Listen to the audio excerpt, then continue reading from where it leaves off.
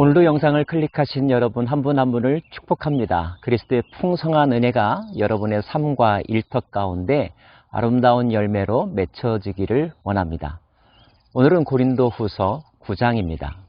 8장에 이어서 계속 헌금에 관한 교훈이 이어지고 있습니다. 특별히 두 가지를 구별하면 좋겠는데요. 다른 지역에 있는 사람들을 위한 구제 헌금에 관한 이야기가 있고, 같은 교회 성도들, 어려운 자들을 돕는 헌금에 관한 이야기가 있습니다. 특별히 8장과 9장은 고린도 교회 성도들에게 같은 교회 내에 가난한 자들을 돕는 헌금에 대해서는 칭찬하고 있고, 다른 지역에 있는, 특별히 예루살렘 지역에 있는 가난한 자들을 위한 구제 헌금에 대하여 교훈하고 있다는 사실을 여러분 기억하시기 바랍니다. 그 내용이 바로 9장 1절입니다. 성도를 섬기는 일에 대하여는 내가 너희에게 쓸 필요가 없나니 이는 내가 너희의 원함을 알미라. 성도를 돌보고 또 섬기는 일에 대해서는 더 이상 말할 필요가 없을 정도로 그들이 열심을 내고 있다는 것입니다.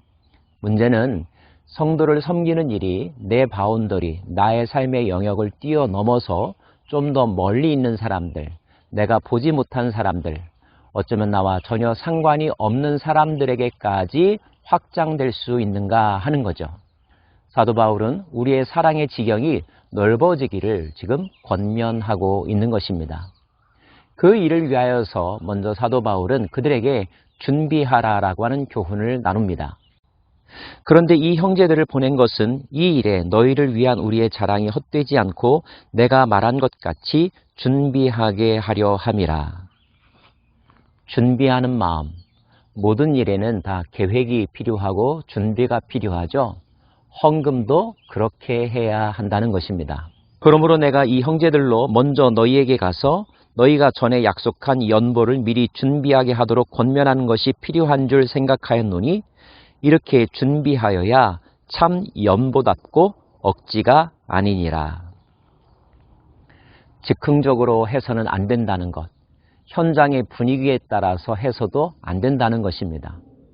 미리미리 하나님께서 주신 은혜를 묵상하면서 자신이 어디까지 헌신하고 나눌 수 있는지 성령님의 음성에 귀 기울이면서 정성을 모으고 마음을 모아서 구별하여 준비된 헌금, 이것이 온전한 제물이고 또 하나님께서 기뻐 받으실 섬김의 모습이라는 거죠. 사랑하는 여러분, 하나님께서 우리에게 주신 모든 것들에게는 우리가 나누어야 될 몫이 있다고들 이야기합니다. 내 몫이 있고 가정을 위해서 사용해야 될 몫이 있고 나와 함께 사는 사람들을 위하여 베풀어야 될 몫이 있다는 거죠.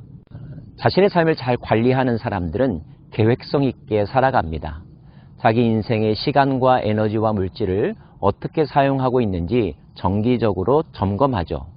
왜냐하면 그것이 그의 삶의 가치관을 반영하는 것이요, 자신이 무엇을 위해서 살아가는지 그 목적을 드러내기 때문입니다. 여러분의 삶의 모든 것들 속에서 무엇을 위해서 가장 많은 시간과 에너지를 쏟고 있는지 한번 점검해 보시겠습니까?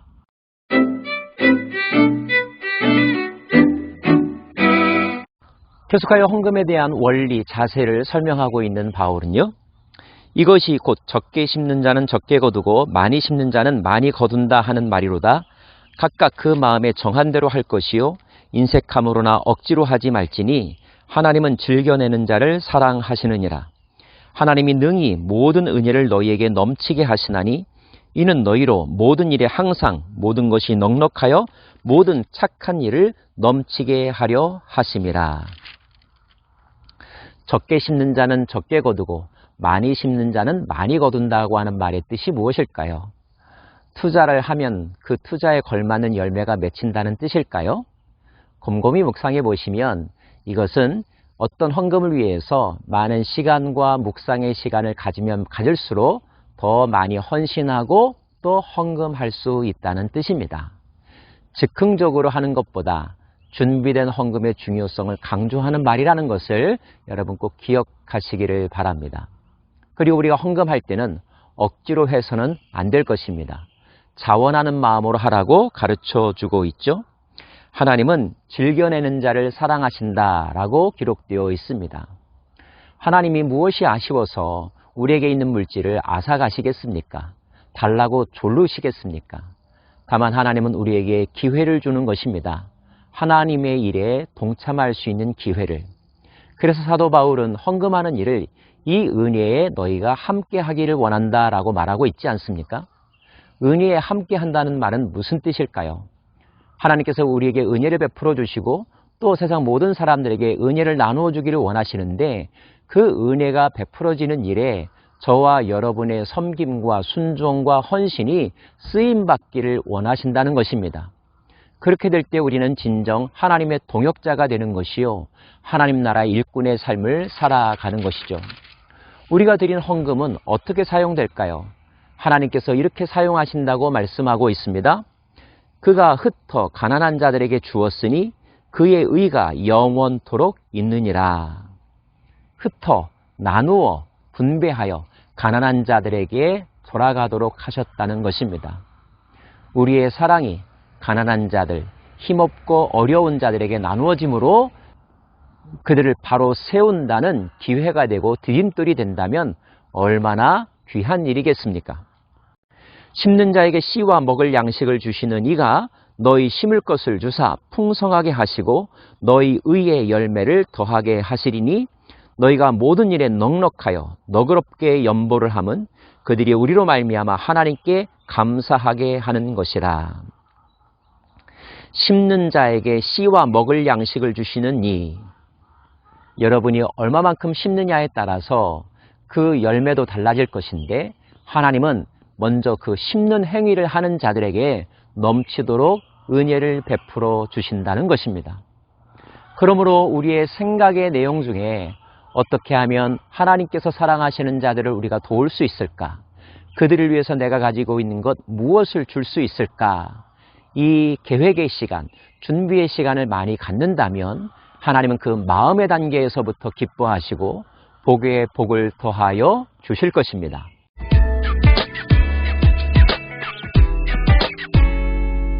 이 봉사의 직무가 성도들의 부족한 것을 보충할 뿐 아니라 사람들이 하나님께 드리는 많은 감사로 말미암아 넘쳤느니라.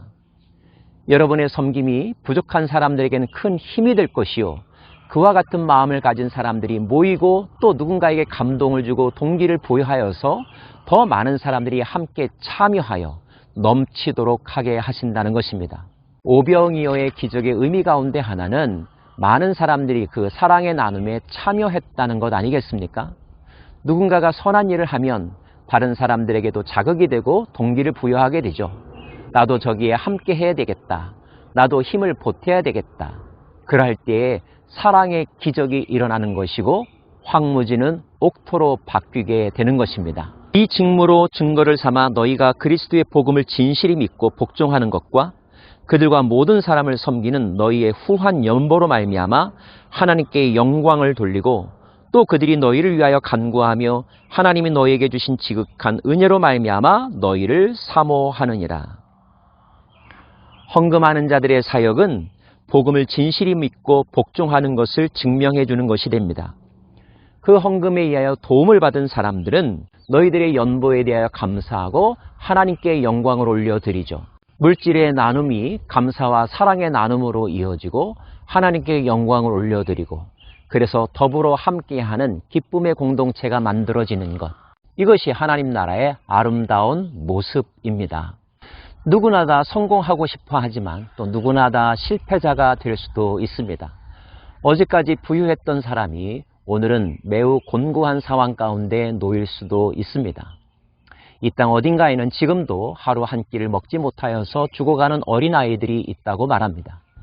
그리고 그런 사람들을 위하여 돕기 위하여 헌신한 NGO 단체들이 있고 많은 교회들이 사역자들을 파송하고 선교사들을 파송하여 직접적인 복음과 함께 그들을 구제하고 돕는 일에 헌신하고 있습니다.